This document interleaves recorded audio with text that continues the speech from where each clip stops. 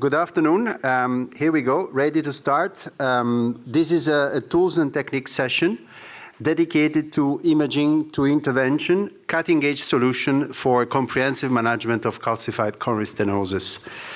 This is sponsored by Boston Scientific. My name is Emanuele Barbato, interventional cardiologist from Rome, Italy, and the reasons why we have put this together is that because we want to share with you how to learn and improve procedural success in heavily calcified lesions with the use of several calcium modification tools. We would like together to leverage IVUS findings to assess calcified coronary lesions and tailor treatment strategies for optimal outcomes. And finally, we're here to understand better the applications of drug-eluting therapies, so there will be not only stent, but therapies at large and complex calcified coronary lesions. The format of the session, we will have a live in the box from St. Gallen in Switzerland, 2 focused lectures on the topic from outstanding expert. Great panel over there, I will introduce them shortly, and of course, don't miss out the opportunity to be part of this team and interact with us. Here we go. Tom Johnson from UK, Beatriz Vaquerizo from Spain, Roberto Diletti from the Netherlands. These are our expert panelists.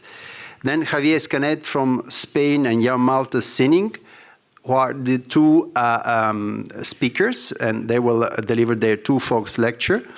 Then we have the operator, Johannes Rigger, and the ubiquitous operator, Vani Mahadevan. You will see her either in the live in the box and also with us in the panel. There we go. I think it's time to get to St. Gallen and see the case they selected for us. A quick hello from St. Gallen. I'm here with Vani. My name is Joe Rigger. We are actually doing a case for the coronary TNT session on EuroPCR 2025. The case is a pretty straightforward one. Just next slide, please.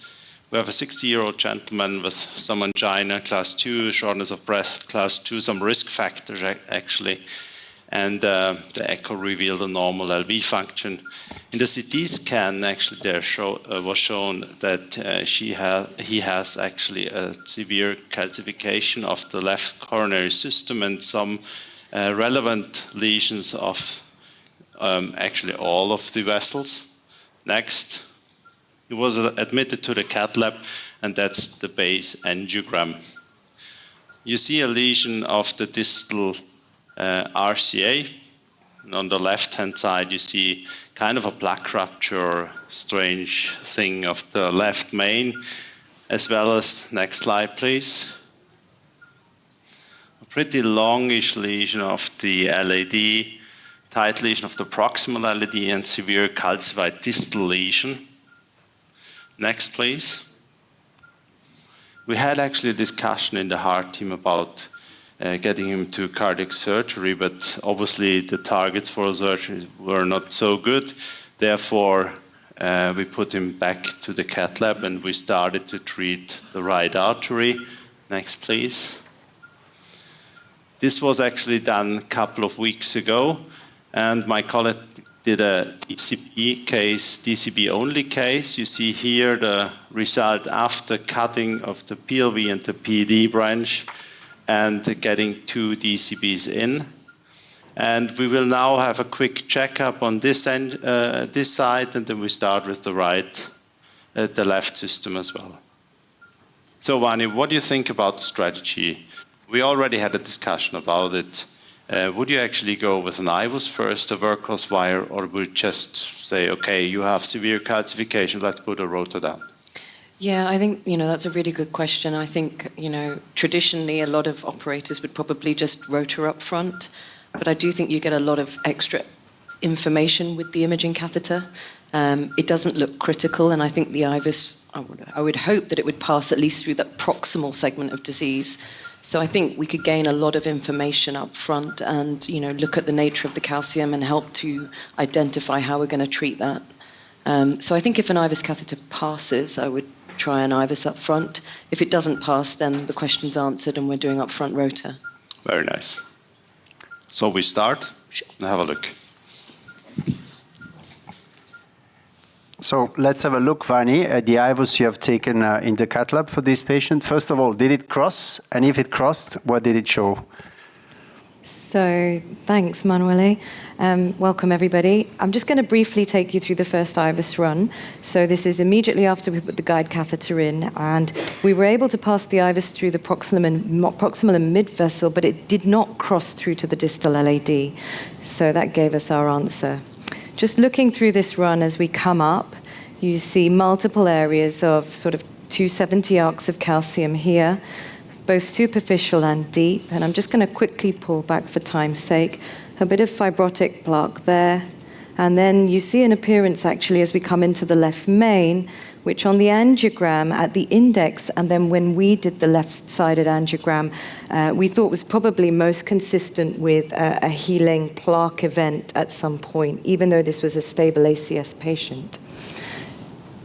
I've done some still images here for you, just to go through morphology. So I think what the IVUS gives us is lots of information about how we treat a vessel. So if you look at the distal reference, and we made a marker here, you see that with that white line, it tells us roughly what size the vessel is. So for us, that meant we were going to take a 1.5 rotor to get down that distal vessel, because the vessel diameter was around just over 3 millimeters. In the second bookmark you see here, I don't know how well my pen projects, but just as I squiggle here, there's some dropout with some hypoechoic plaque. So you're able to see actually that there's probably not much calcium here, but in this part there's probably lipidic plaque. As we come through, you here see now 270 degrees arc of calcium, and again there's quite a lot of dropout here, so you can't see the vessel wall, which suggests that that's probably deeper calcium, so thicker calcium.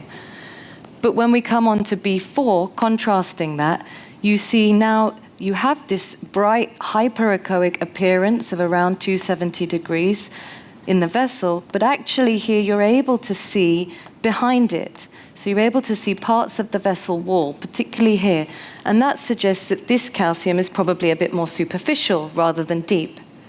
Moving on to B5, you see here probably what is fibrotic plaque. It has the same kind of consistency as the adventitia up here.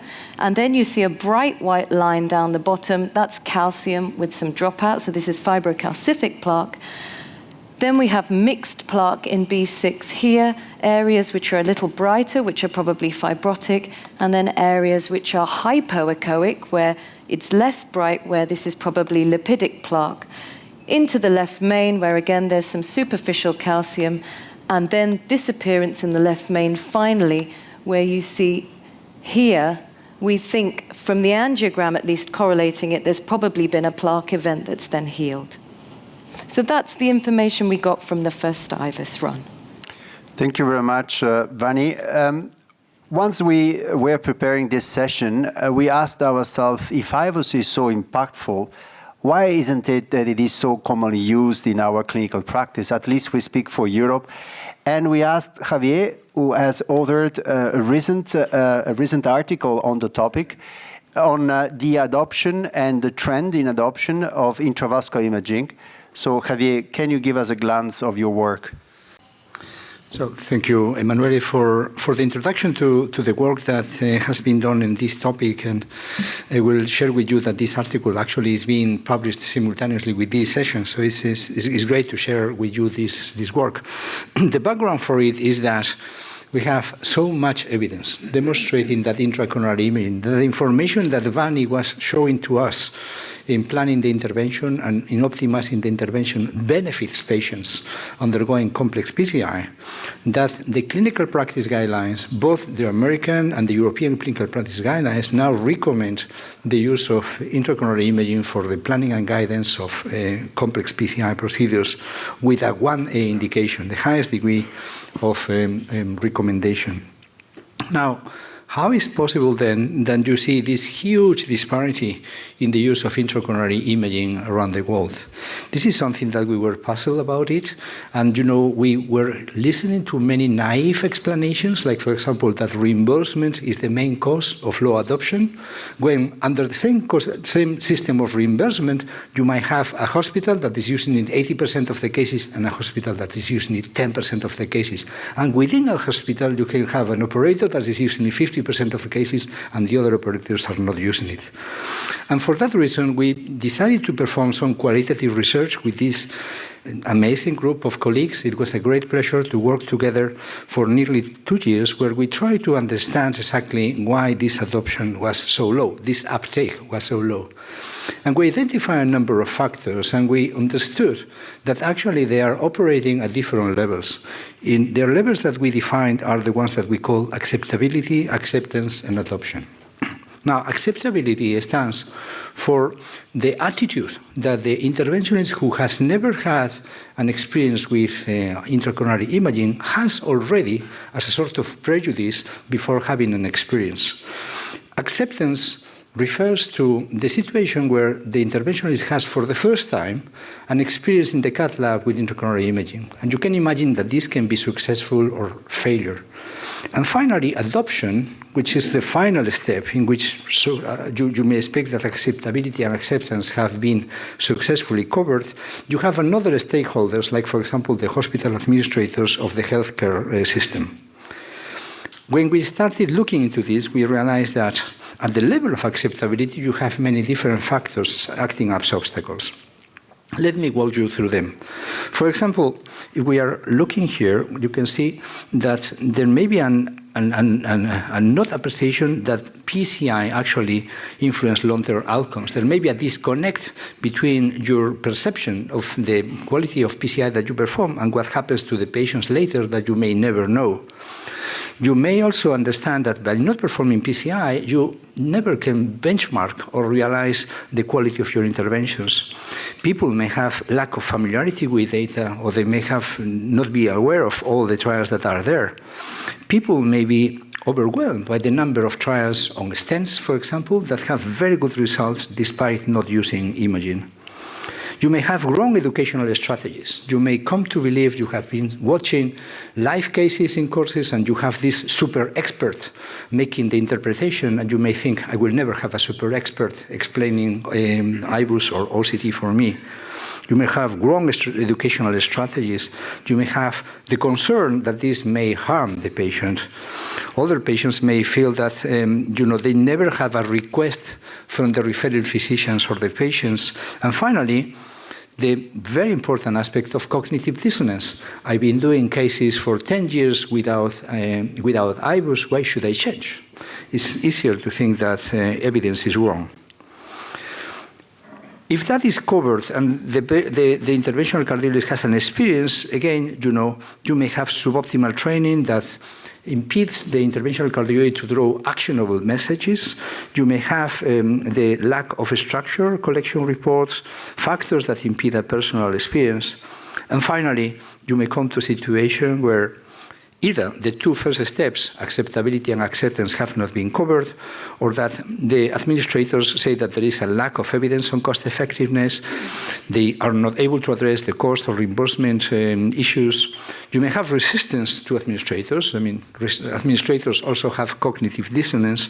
Or you may have a team where the nurse and allied professionals do not get engaged, and actually they do not facilitate as a team the performance of intracoronary imaging.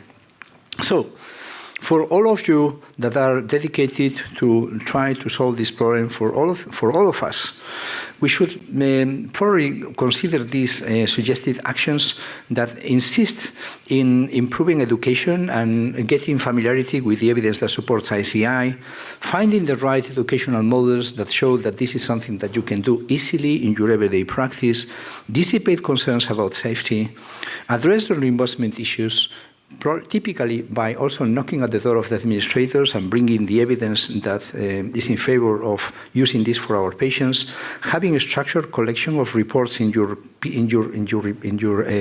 reports of the PCI, fostering the engagement of cath lab nurses and technicians, Reducing cognitive dissonance, and this is something that refers more to education, finding the right educational model that does not confront people with something that is challenging the way they've been doing PCI for many, many years. And finally, making sure that both the patients and the referring cardiologists understand the importance that these patients, that patients are treated with PCI, with intracoronary imaging guidance. So, as I said before, and here you have the QR, this article is now available. There is a very extensive supplementary appendix that covers also the implications that have in different subsets of PCI. And with that, I thank you for your attention.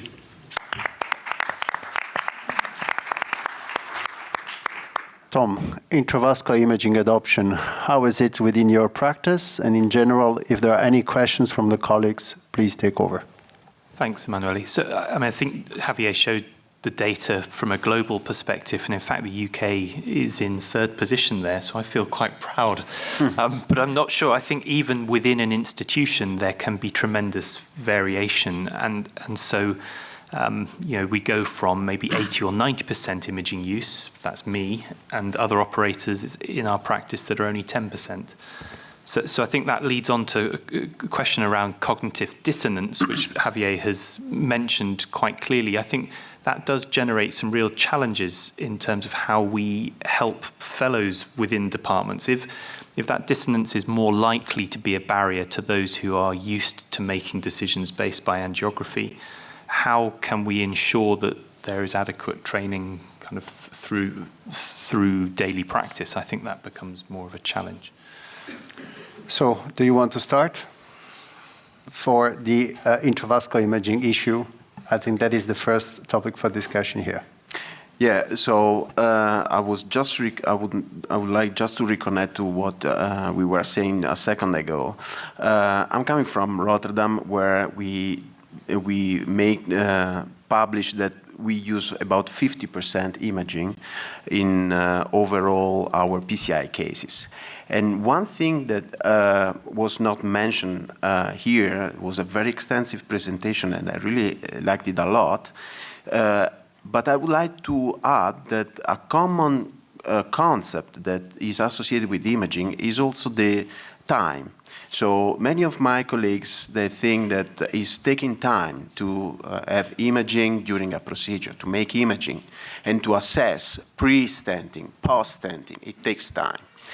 Well, in my experience, having almost half of the PCI done with imaging, I start to understand that all the time that you lose doing imaging, you might gain back in terms of results. So just think what happens when you have a calcification that you are not able to properly expand and you get an underexpanded stent. At that level, you will lose a lot of time and you will have a worse clinical outcomes. So in our clinical practice, on top of all the issues that we have seen in the presentation, I would add also time, but take into consideration that that time is also an investment. It's an investment to reduce the time of complication or procedural issues, and is an investment for the outcomes of the patient. Let's move a step forward and let's apply this discussion to the specific case we have just seen from St. Gallen. You see this case in your practice. What is the reaction you have in terms of intravascular imaging adoption, and most of it, how actionable is the images you've collected? So, Beatrice, this is the patient for us today in the cath lab. First of all, would you do imaging to start with? If yes, which imaging modalities? And secondly, what would you do with the information you just heard from Vani? I think it's a really good case because it has multivessel disease. So if you treat separately the two lesions, but the lesion that we are going to treat now, that is a LAD, is a diffuse disease. So the real size of the vessel by angio maybe is not really good. Maybe you cannot say. And also because the landing zone is not really good by angio, maybe the intravascular imaging help with that. Also, we see some images in left main by angio that we cannot very well interpret, and by intravascular imaging give some information extra. So to me, that case was really good for intravascular imaging. Yes, I can just make a comment because it was really impressive, honestly, that images, because we could assess precisely the calcium. We saw the ring, the superficial calcium, and we saw how good can be high definition IVUS in detecting a vulnerable plaque. So this is an important opening to another field that we are not considering a lot, vulnerable plaque. In this case, we saw calcium and we saw a vulnerable plaque. A fantastic example with rupture of the plaque. So we might think about also the use of imaging, especially also IVUS, in vulnerable plaque. While we invite Jan Malte to the podium, I'd like to inquire on your habits back in your cath lab. If you think to open up an intravascular imaging device, what is the lesion setting? You are really, it's a must, it's #1 indication for you. Please raise your hand if you would use imaging guidance for left main stenosis. Raise hands, please. Quite of a majority. Next, bifurcation lesion. Raise your hands. A bit less. Calcified lesion, raise your hands. Fair percentage. Last one. Long lesion, raise your hands. Okay, so we've got an idea more or less of what are your preferences in using intravascular imaging catheter. Jan Malte, we are quite well aware that this is a challenging lesion setting. There's a lot of calcium. We saw lots of pathology there, lots of morphologies in calcium.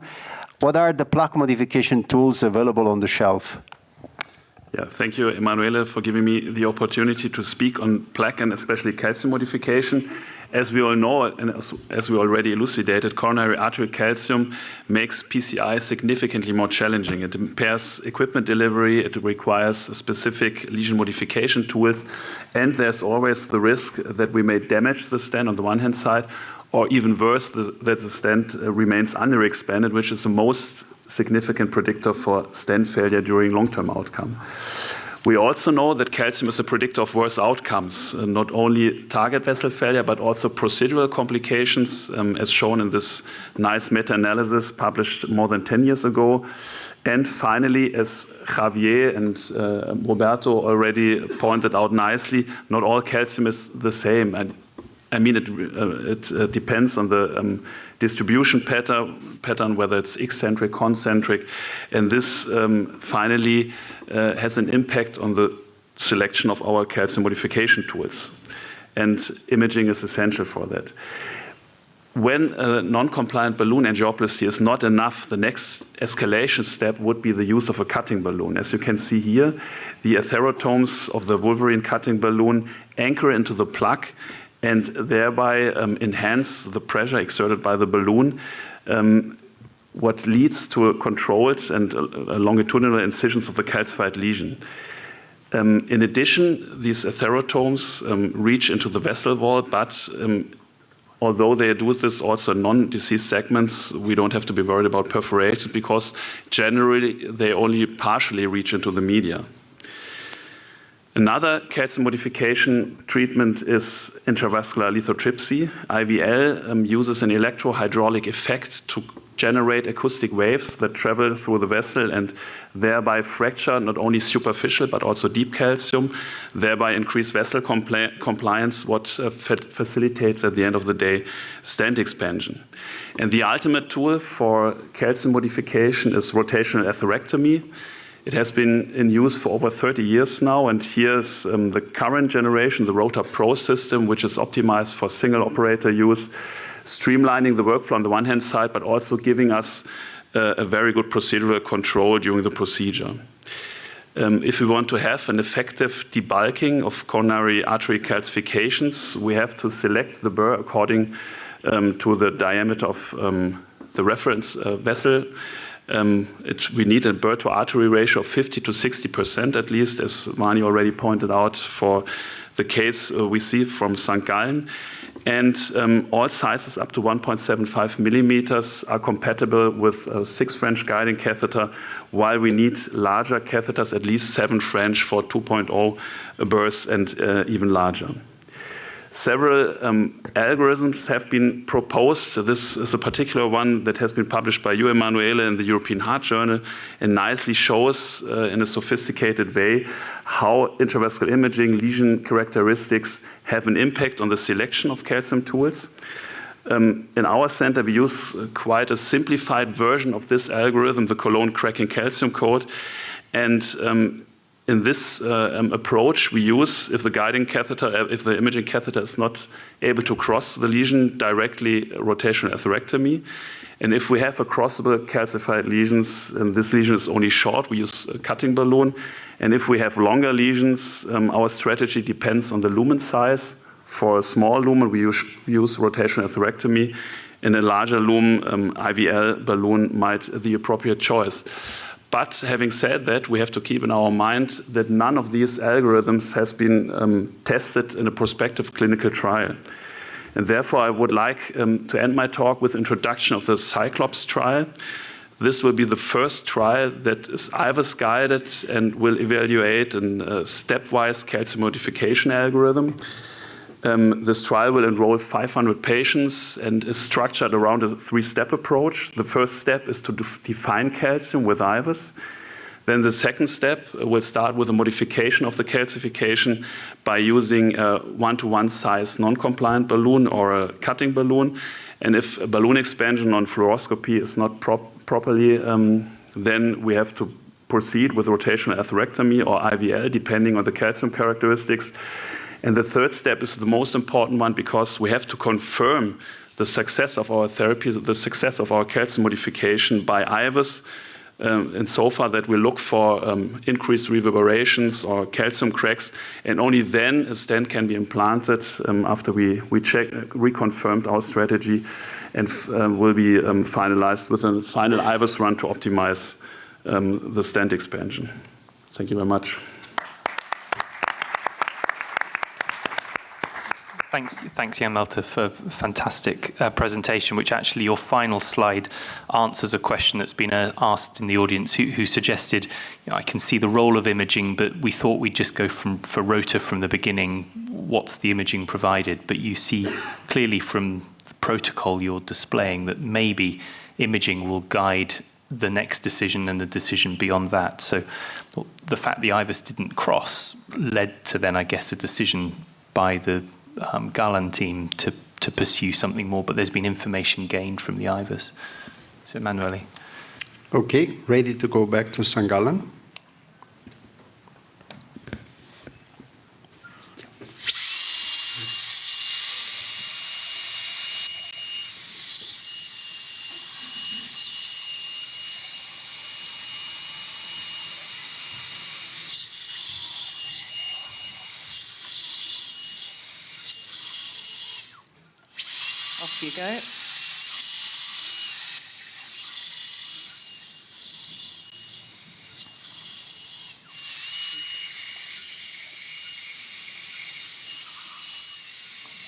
There was this nasty calcium here. Yeah, it's proper.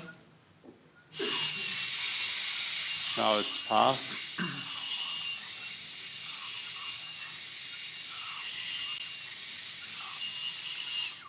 Okay.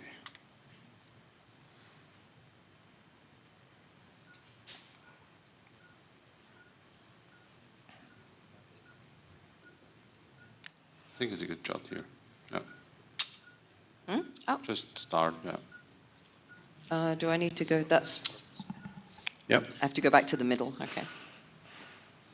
Gotcha. Nice. That's a 10, 12, 14, 16. 16. Down.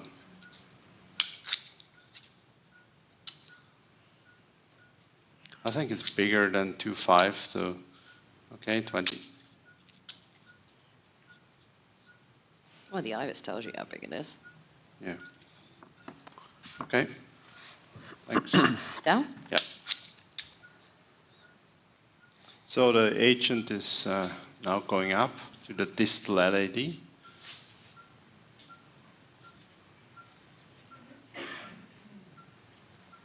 Thank you.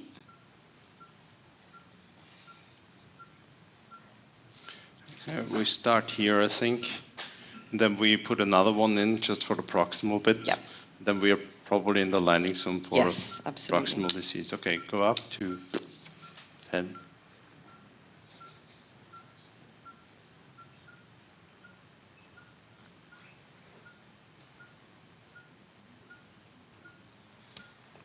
This is another 2.5, right? This is a 2.5. Now we can go up Yeah, a higher. bit earlier. Yeah. I'm at 14 here. So 14 atmospheres with this second agent.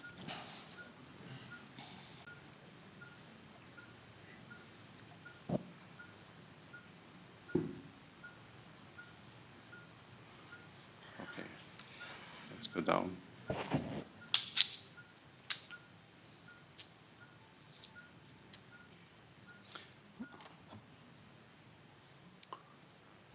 So this is a cutting balloon. Yeah. Wolverine to 6. Okay, Yeah. and down.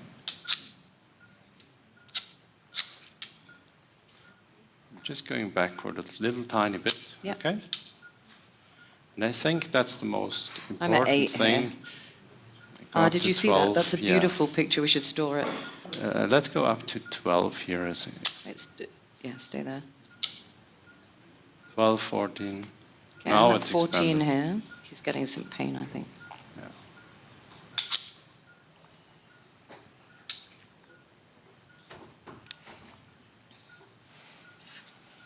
Doing it all the way back.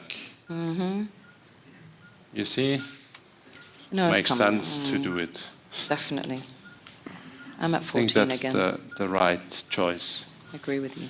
Maybe you can also go to 18 atmospheres here. Doesn't matter, because the vessel is big. Yeah. You know it's 4.0 at least, okay? Yeah, yeah. I'll go higher in a minute. Okay, again. The multiple inflation of the Wolverine is crucial, I think. Otherwise, it simply not works. Okay. Good. I was 18.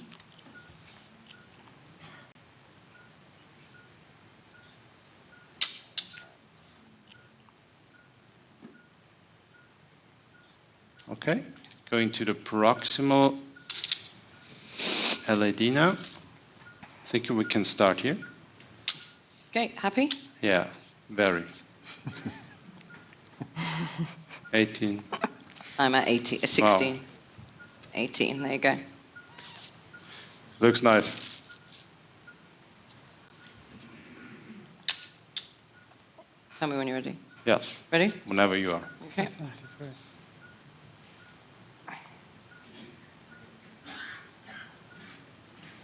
Good. Okay. Good. All right. So just to summarize, Vani, because you had a lot of balloon inflation there. So first of all, you did rota, right, with a 1.5 millimeter bar.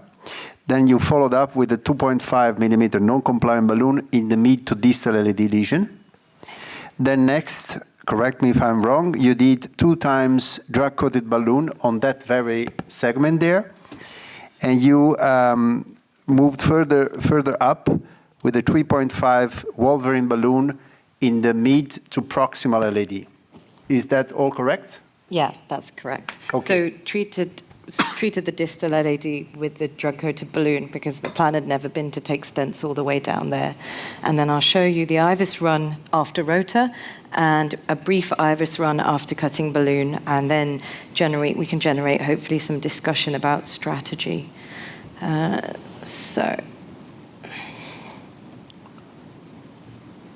So this is IVUS run 2. So this is the run after rotablation. I've made a few bookmarks on here, so I'll come up through the vessel quickly for time's sake. Here you start to see now, you can appreciate the media of the vessel being able to be visible, which it wasn't most of the way down the vessel because of severe disease. We come up through the vessel, and although you don't see as much rotor reverberation as you might hope for, the rotor has done something because we're now able to obviously deliver equipment which we couldn't before. And as you come through the proximal vessel, you start to see now some reverberation here and fracture.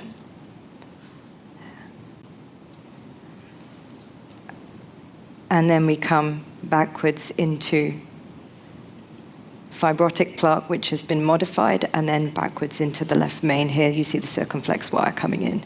So this in itself, if I just do you a quick measure, is 100 millimeters of disease. And actually it's longer than this because we haven't captured the whole left main because the IVUS run stops at that point. If I then take you on to the next IVUS run that we did after cutting the proximal LAD, having DCB'd the distal LAD, you see here some bookmarks, and this was where we had a debate around strategy. So this is a distal bookmark, and you appreciate that actually it's quite hard to find any plaque disease that's less than 50%, because of course we're trying to land in less than 50% disease. We come up through the vessel here, and you see here, just about here, there's a kind of 44% plaque burden that you see here that the ALA gives you, the AI calculates it for you. And so we felt that potentially there would be the option to go shorter with a stent and then DCB thereafter, the remainder of the mid to distal LAD. So if I get you a smart screen image that corresponds, bear with me. Here on the smart screen, you're able to see that this was the distal potential landing zone if we were going to go long. This was the more middle ground landing zone if we were going to go for short stent, and that gave us around a 32 millimeter stent into the left main. And we were also able to see that from the bifurcation carina that an 8 millimeter pot balloon would be appropriate. So we have the carina here, and then we back into the left main. We know that we have enough space to do a good pot to the circumflex. The last thing to mention within strategy was that we did actually do a pullback from the circumflex into the left main, and we measured a lumen area stenosis of around 60%, which is less than 70%, and a lesion length of about 9 millimeters, which is less than the 10 millimeters, which the definition criteria gives you for whether or not provisional is the most likely strategy that you're going for. So here we had a left main distal bifurcation. We had less than 70% plaque burden in the ostium of the side branch. We had a lesion length of less than 10 millimeters. And so we were going to go for a simple strategy, so single stent strategy. So back to you, Emanuele. Thank you. Tom? Yeah, Vani, I know that this may go against the flow, but would you be able to pull up the Avigo IVUS system again? Because you show beautifully, I think, the capability now that we have of automated lesion assessment. Which run would you like? Run 2. So run 2, because you moved the cursors, but then didn't press the ALA button. And I just think for the audience, it would be really nice to show how that activates. Absolutely. In the meantime, there's been a discussion, one question given to us by Sergio Pasca. So here you identified the length of 99 millimeters, but if you now press ALA, then you automatically then see that profile with the yellow line of the lumen and the dotted blue line of the external elastic membrane.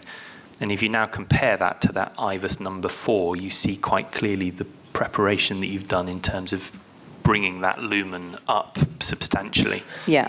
But the automatic nature with this information all being available. Yeah. So there was a question that was in relation to Jan Malta's Cologne algorithm, which was about there being a potential for using more than one device. And we've seen here beautifully demonstrated rotor followed by Wolverine. So I wonder just whether you have any clear, Vani, reason for which device do you pick after rotor, so the IVUS catheter wouldn't cross, so rotor was clearly a sensible first step. But what led to the Wolverine from having pre-dilated with a non-compliant balloon? the nature of the plaque disease that we see in the first set of bookmarks that I brought up. So there was predominantly superficial fibrotic. There wasn't too much sort of deep wall calcium, and most of the non-compliant balloons were coming up nicely, and the Wolverine actually came up very nicely. So I think the question you're alluding to here is, well, should we have taken Shockwave here rather than a Wolverine? And I think the nature of the plaque that we see in the proximal LAD with both superficial fibrotic and although there's arcs of calcium, most of those are nicely modified with the Wolverine. I don't think we needed Shockwave here. I don't think we felt we needed Shockwave here. Another thing that was mentioned in the recording was about multiple inflations of the Wolverine. So in terms of further adaptation, there's been some data, right, in the Rodin cut yeah. Reports. Was that something you were mindful of in terms of those multiple inflations, that you're going to see the balloon continue to overexpand and potentially further enhance the MLA? During the case, yeah, and actually we did discuss it during the case. It's just been edited out for time's sake. But there was a couple of areas where we did some multiple inflations, particularly where the lesion didn't yield as well as we'd hoped. And actually with the multiple inflations, those short focal areas that weren't yielding actually came up much better, and we got lumen gain by doing that. Thank you very much. I think we can move on. Sorry for that. One need to go back and forth. Yep. So just to press a button. There you go.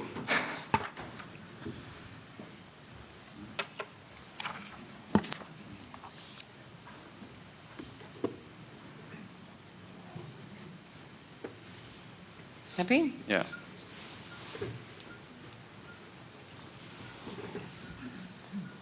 Just 12, 14. I think. I'm at 14 here. Pressure's better. No, yeah.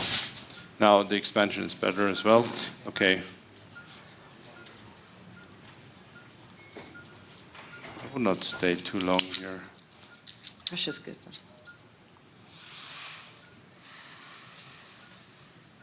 Again, please. No, I'll let it come up. You want me to go again? Yeah. I was waiting for pressure. I'm at 16, 18. Perfect. I And think down. that will do. That is the 4-5 balloon for the plaque modification of the left main. I think we can go a little bit further in. I think now we're good. Yeah. Looks good. Okay.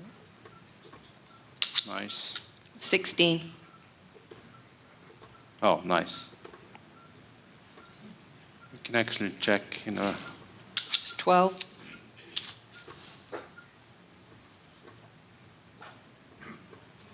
what kind of stent do you want to put into that this left main? You have some calcium issues. You want a stent that has good radial strength, Yeah. that will expand well, because we potentially will go up to 5.5, 5.6. At least, yeah.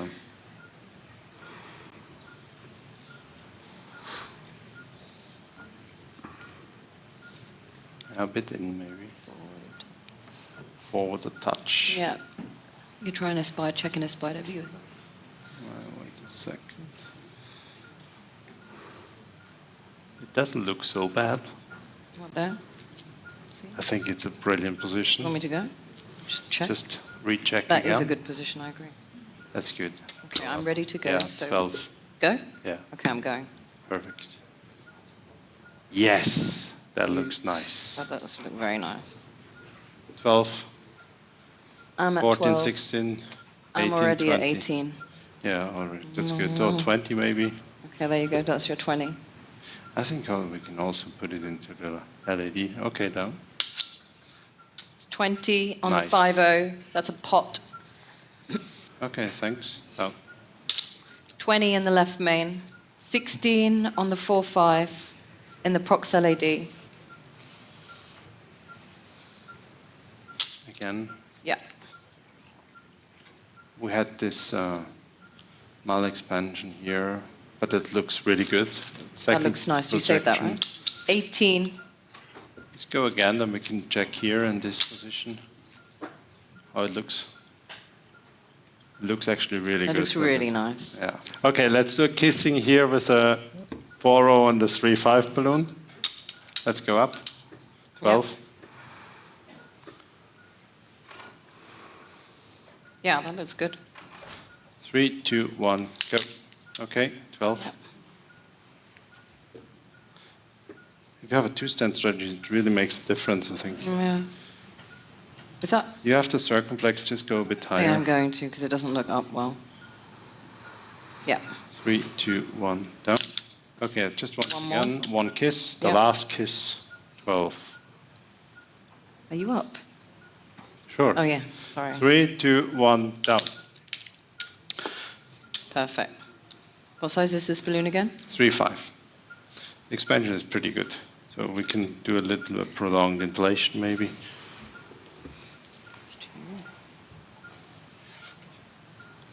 It looks really good.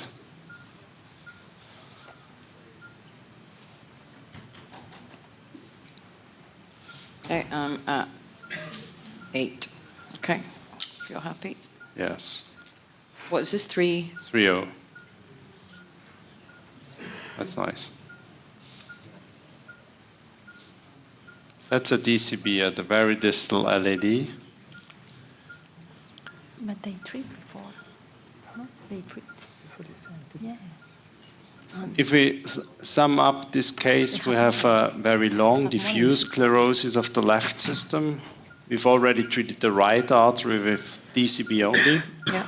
which actually showed a really good result. And when it comes to the left system, we had a plaque rupture, maybe an old plaque rupture, Healed which healed. probably in the left vein. And a very long diffuse disease with a kind of a mixed plaque, the mid part with fibrotic lamina, as well as some concentric calcification, yes. And so we did a lot of modification with cutting balloons, non-compliant balloons, with obviously high pressure, I think, up to 22 atmospheres. And we started actually with a rotablation at the very distal bit. Because nothing would cross. Yeah. And so when it comes to stenting, we actually put just one stent in with a provisional PCI to the circumflex with a good result. And I think 5 DCBs to the whole length of the LAD. Yeah. Which actually shows significant disease, 90% plaque burden, which we actually were able to decrease to around 60%. At the worst part, but actually most of the LAD we've reduced to less than 30% sort of lumen stenosis compared to the reference, and one focal part with a little bit of recoil, which we went back in. So there's no areas of significant stenosis in terms of lumen area stenosis left. Thank you to everyone. Nice to have you here. Thanks, you Maurice. for having me. Thanks to the Thanks, patient. team.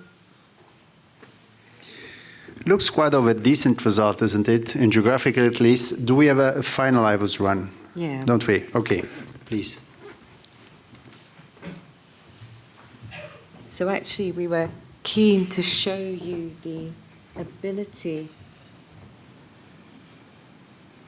of the fast pullback, and also for you to see then what the image quality is like. So this was, because it was such a long segment of disease, I'm just going to play this for you. And this is the 8 millimeters per second pullback on the Avigo console. Actually, you actually have quite nice images. You can see the stent is actually very nicely expanded and opposed. And the one bit I think that we probably were most concerned about, and we wanted to look at in a bit more detail, was this very distal stent edge, because of course almost none of the vessel was less than 50% plaque disease. Here you can see that the very distal stent edge is landed in sort of what the automated calculation gives you as 46% plaque disease. But what's quite nice is the dynamic review. And if you dynamic review just at the distal edge of the stent here, I think we can appreciate that it doesn't look like there's any big dissections of more than 60 to 90 degrees going into the media for an extensive portion. And one of the debates we had was, if you land stent and then you have obviously a dissected vessel thereafter, well, how does that affect your longer-term result and longevity of duration of stent? So I hope that shows you the final IVUS pullback for the LAD in terms of apposition and expansion, which is, of course, two of the most important things you're looking for on your post-PCI workflow. And the final thing, just to show you on the smart screen here, was the left main bifurcation, because of course you have to optimize the bifurcation. So this was still images of the left main bifurcation post kissing balloon and final pot, and you can see actually that, I'll leave it there, that's fine. But you can see the proximal LAD labeled PLAD, there's good apposition and expansion. LMBC, which is the left main bifurcation, you can see there's no struts covering the ostium of the circumflex, so the struts are well pushed out. Then we've got a distal left main with a nicely opposed and expanded stent, and the same in the proximal left main. We didn't see any longitudinal stent deformation on the way out either, which is also an important thing to look for. Great, thanks, Vani. So we have a number of questions, which is fantastic. So just related to the images you have up there, there's a question about whether you covered the ostium of the left main or whether there was a necessity to. I believe we did cover the ostium of the left main. I just wonder if I have one of those runs on here for you. If I just switch back, that will answer that question. It's okay. It's okay. I mean, even if you don't find... So if you see this pullback here, this is the final, and there's the ostium. You have actually come to the ostium. Yeah. Then there was another question, procedurally, having seen the Wolverine used in the proximal LAD into left main, is there a concern with the Wolverine interacting with another wire, so into the circumflex? Perhaps for you, Roberto? Sorry, you said the Wolverine? The Wolverine was into the left main, so we had a wire in the circumflex. Is there a worry of fracturing the wire, I guess is the question that's being asked. Well, of course, you can think that the blade of the Wolverine can damage the wire, but cutting completely the wire is really unlikely. So I think it's a safe move to do. I don't think there is a real risk of really cutting the wire. It might be damaged, but the risk of really damaging in a serious way the wire is quite low. Yeah. And then Beatrice, so we've heard a lot about potentially algorithms. We've heard from Jan Malte about Cyclops. There are others mentioning additional devices. Do you have any experience with OPN in this setting in combination with cutting or using other devices that you might choose? I think in that case, OPN doesn't give extra work, because I thought that when you see the rota effect, you see some cuts. So you need balloon technology to increase the lumen area. So no compliant balloon or cutting balloon are really good. In left main, I love cutting balloon as in ostial lesions, because they are elastic, and elastic with no compliant balloon, sometimes you have recoil. So with cutting balloon, you can assure that the stent is well expanded after this dilatation. So in that setting, ostial lesions or left main, I love to use cutting balloon. And I use more OPN maybe when I have some stent under expansion fresh, some stent under expansion that you need to open this stent. I use more in that situation, more for predilatation. Okay. Then there's another question. We mentioned Rodin cut, but didn't actually expand upon the technique. So it was a rather elegant paper of a series of 2 or 3 or 4 cases using sequentially IVUS and then Wolverine, and showing that with sequential inflations and repeated IVUS that you see increasing minimal lumen area. So really adaptation of the plaque and it evolving with inflation, sequential inflations. So the purpose being that the balloon on repeated inflations actually has some degree of additional overexpansion. And so the MLA that you might ultimately achieve is increased. And I guess to wrap that up, Vani, there's one question really about the post-care. So this is a really elegant hybrid approach to stenting the left main, which is a large vessel, and then avoiding extensive stenting, but with DCB to the mid and distal LAD. Any particular thoughts around antiplatelet strategy and the long-term treatment? That's a really good question. We don't actually have Joe here, but this patient was definitely on dual antiplatelet therapy, and I think we said a year, given, even though it was stable angina, given the extent of stenting. And I think there is a plan to follow up the patient in clinic as an outpatient to think about risk reduction and longer-term DAP strategies. Any final consideration from Roberto and Beatrice before we go to the wrap-up of Tom? Well, I think it was very interesting, the hybrid approach, because if you look in trial, the most important items that is impairing the optimization of the procedure is geographical miss. The most important predictor of stent thrombosis, of course, stent under expansion, but the most frequently encountered items when we have a non-optimized stenting is geographical miss. So more than 50% plaque burden at the distal or proximal edge of the stent. So introducing an hybrid approach might be a sort of solution or a tentative of solution of this problem. It might open a window in another way of optimizing stent, especially when we have this kind of lesions that are really diffused and really long, and we don't know where to land the stent in a healthy region. Beatrice? I agree. Only drug-eluting balloon, maybe the indications, we need more data in the novel lesions, but maybe the predictors of in-stent stenosis, long lesion, small vessels could be a good setting to start. Thank you very much. Tom? Thanks, Emanuele, and thanks Vani and Joe for, I think, really an incredibly engaging case. Often I think that kind of the editing of these things and watching it offline takes away some of the real complexity, and I think it beautifully has outlined the learning that we wanted to share with you this afternoon, which is the essential role that intravascular ultrasound played in better understanding the severity and complexity of disease, both the calcium and then the further complexity of that left main lesion that was identified. We've heard from Javier that there are barriers potentially to adoption and acceptance, and that's something we have to work with as a community.